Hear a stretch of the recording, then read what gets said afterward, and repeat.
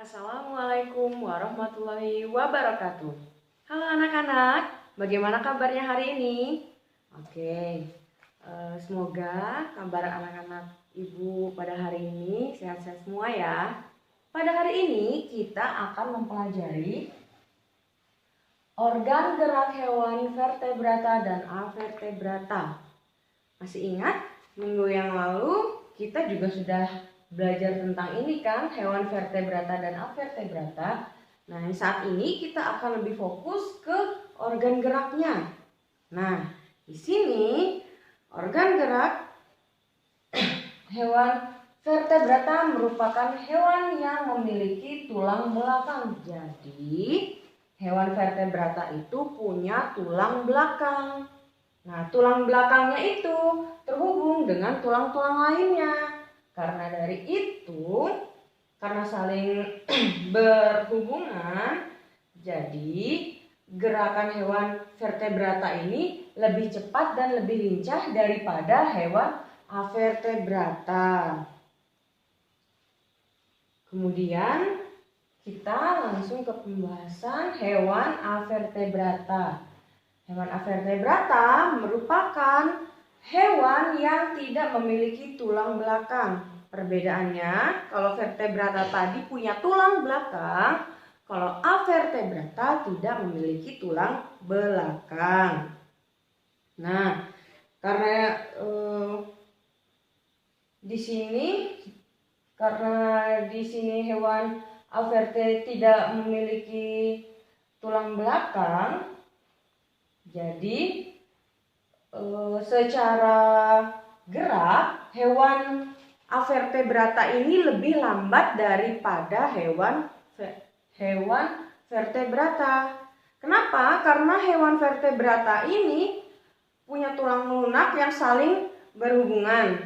Nah, karena itu mereka yang hewan-hewan vertebrata ini memiliki gerak yang cepat karena hewan-hewan ini mempunyai contohnya badan, kemudian kaki, tangan, dan kepala. Gerakannya pun lebih cepat. Nah, sedangkan kalau hewan avertebrata itu contohnya seperti hewan apa kemarin yang sempat Ibu bilang? Hewan siput. Ya, siput atau keong. Karena itu hewan avertebrata lebih bisa dibilang lambat. Kenapa? Karena hewan avertebrata itu contohnya kayak siput itu hanya menggunakan otot-otot perutnya. Berbeda dengan hewan vertebrata yang menggunakan gerakan kakinya, ada tangannya, ada kepalanya, badannya. Nah, makanya dari itu hewan vertebrata lebih gesit, lebih lincah, lebih aktif daripada hewan-hewan yang avertebrata. Nah, contohnya apa aja sih selain siput? Sebenarnya hewan avertebrata itu banyak banget contohnya. Seperti yang kemarin sempat Ibu bilang ada hewan siput. Kemudian di sini ada lagi contohnya, kalian buka di halaman 43. Di sini halaman 43. Oke, sambil dibaca ya bukunya. Nah, di sini contohnya adalah siput. Oke. Nah, di sini ada juga contoh dari perbandingan organ gerak burung dara dan burung capung. Di sini ada bermacam-macam. Kalau kita masuk ke sini ya, kita lihat ke halaman yang di sini. Itu burung dara mempunyai sayap dan kaki. Kalau capung capung pun mempunyai sayap dan kaki. Jumlah organ geraknya, kalau burung dara sayap itu punya sayapnya berjumlah 2 pasang, kakinya ada 2. Sedangkan kalau capung itu sayapnya berjumlah 2 pasang. Maksudnya di situ yang di sebelah kanan 2, sebelah kiri 2. Terus kakinya berjumlah 3 pasang. 3, 3 gitu kan, jadi jumlahnya 6. Buka halaman 43. Nah, di situ bisa lihat kan, kalian baca sampai di struktur organ gerak, fungsi organ gerak. Jadi di sini disimpulkan gerak terbang burung dara lebih cepat, lebih lincah, dan lebih gesit daripada gerak capung. Nah, di sini kalian bisa kan mengetahui kira-kira yang mana hewan vertebrata dan avertebrata. Nah, coba kalian tebak di antara burung dara dan capung yang mana hewan vertebrata dan avertebrata. Jangan lupa dibaca lebih rinci yang di sini. Nah, sekarang kita lanjut ke halaman 44. Di sini ada membuat gambar ilustrasi cerita. Halaman 44. Nah, di sini menggambar ilustrasi cerita itu sama juga dengan menggambar penggalan adegan dalam suatu cerita. Jadi, penggalan adegan yang digambar adalah bagian yang penting. Bisa kalian lihat di sini. Nah, ada beberapa langkah-langkahnya. Langkah-langkah menggambar ilustrasi cerita. Yang pertama, kamu harus menyiapkan alat dan bahannya terlebih dahulu. Kemudian, tentukan juga corak dan teknik yang akan kamu pilih. Kemudian, kamu bisa memilih nih, misalkan corak kartun atau karikatur, dekoratif atau realis seperti yang sudah kita bicarakan minggu lalu. Nah, kemudian baru selanjutnya tekniknya, kamu bisa memilih teknik basah atau teknik kering. Nah, kalau teknik basah, kamu harus mempersiapkan bahan-bahannya seperti kuasnya, cat airnya, kertasnya, dan tempatnya. Tempat untuk cat airnya itu. Sedangkan kalau teknik kering, kamu bisa menggunakan pensil warna, kemudian pensilnya, buku gambarnya. Bisa juga kalau misalkan tidak suka menggunakan pensil warna, bisa digantikan dengan krayon. Nah, seperti itu. Kemudian yang kedua, bacalah cerita yang akan kamu gambar ilustrasinya. Baca dulu gitu. Kalau sudah, tandai dan catat bagian yang terpentingnya itu apa. Nah, yang menariknya itu apa, kemudian dibuat ilustrasinya. Nah, yang bisa mewakili keseluruhan cerita. Nah, kemudian yang ketiga buat sketsa dengan cerita dengan cara membuat garis atau gorisan tipis menggunakan pensil. Nah, di sini buka halaman 45 untuk opsi yang ketiga buat sketsanya itu.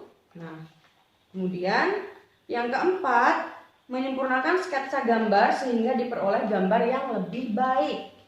Dan yang kelima, menciptakan karakter objek dengan menambahkan arsiran jika kamu menggunakan teknik kering.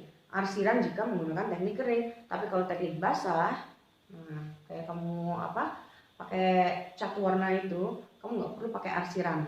Nah, di sini kalau untuk yang teknik kering, gelap terang dimulai dengan gorisan tipis, kemudian agak ditebalkan. Nah, bisa juga dari muda ke warna yang gelap. Kemudian, kalau kamu menggunakan teknik basah, kamu harus ciptakan dulu karakter objek yang dilakukan dengan menggunakan warna gelap terang pada setiap objek. Jadi penguasaan dimulai dari warna terang dulu, baru ke warna yang gelap. Kemudian yang keenam, menyempurnakan gambar. Jadi kamu tuh bisa dapat menyempurnakan gambar yang telah jadi dengan menambahkan objek pendukung supaya gambar itu tadi terlihat lebih hidup gitu. Kemudian yang ketujuh adalah langkah terakhir, yaitu pewarnaannya. Nah, di sini pewarnaan dapat dilakukan dengan dua teknik. Bisa teknik kering dan teknik basah. Bisa lihat yang di sini di halaman 45 contoh gambarnya ini. Nah, di sini. Nah, jadi Kalau pewarnaan untuk teknik kering itu biasanya menggunakan pensil, arang, kapur, krayon, atau bahan lain yang tidak memerlukan air atau minyak sebagai pengencer. Sedangkan untuk pewarnaan teknik basah, itu kita perlu cat airnya, cat minyaknya, tinta, dan media lainnya yang memerlukan atau minyak sebagai pengencer. Itu salah satu cara dari membuat gambar ilustrasi cerita. Jadi bisa disimpulkan yaitu menggambar ilustrasi cerita berarti menggambar penggalan adegan dalam suatu cerita. Oke. Di sini sambil kalian baca juga ya di bukunya di halaman 44 dan 45 untuk membuat gambar ilustrasi cerita. Nah, kemudian kita balik sebentar ke halaman 43 yang tadi itu organ gerak hewan vertebrata dan avertebrata. Oke, dari situ bisa kita simpulkan untuk hewan yang tadi vertebrata, berarti hewan vertebrata ini memiliki tulang belakang yang saling berhubungan dan menjadi suatu kerangka tubuh. Jadi membentuk bentuk tubuh dan pergerakan hewan tersebut. Kalau hewan vertebrata tadi itu hewan yang memiliki tulang belakang, kemudian geraknya lincah, cepat, gesit. Sebagai contoh itu adalah kelinci. Sedangkan untuk hewan avertebrata itu hewan yang tidak memiliki tulang belakang. Nah, biasanya untuk hewan yang kayak avertebrata ini menggunakan otot perut. Gerakannya juga lambat. Tidak secepat, tidak segesit, selincah hewan vertebrata. Contohnya adalah siput yang menggunakan otot perut. Kemudian ada juga hewan-hewan lainnya. Apa saja contoh hewan avertebrata lainnya? Kita bisa lihat kayak tadi capung. Ada kan tadi kita bahas yang di sini antara capung dan burung dara. Capung itu contohnya hewan avertebrata. Kemudian kupu-kupu. Selanjutnya bisa juga lipan, kalajengking, kura-kura, dan ubur-ubur. Itu perbedaannya di situ ya untuk organ gerak hewan vertebrata dan avertebrata. Oke, dari sini bisa dipahami. Jangan lupa sambil dibaca-baca lagi buku LKS-nya. Nah, di sini Ibu akan memberikan tugas kepada kalian. Tugas pembelajaran ketiga kita sudah pernah membahas sebelumnya dan sekarang Ibu tinggal memberikan tugasnya saja. Di pembelajaran 3, kalian kerjakan tugas halaman 22 sampai 23, bagian A, B, dan C. Jawabannya saja, ya. Soal tidak perlu ditulis.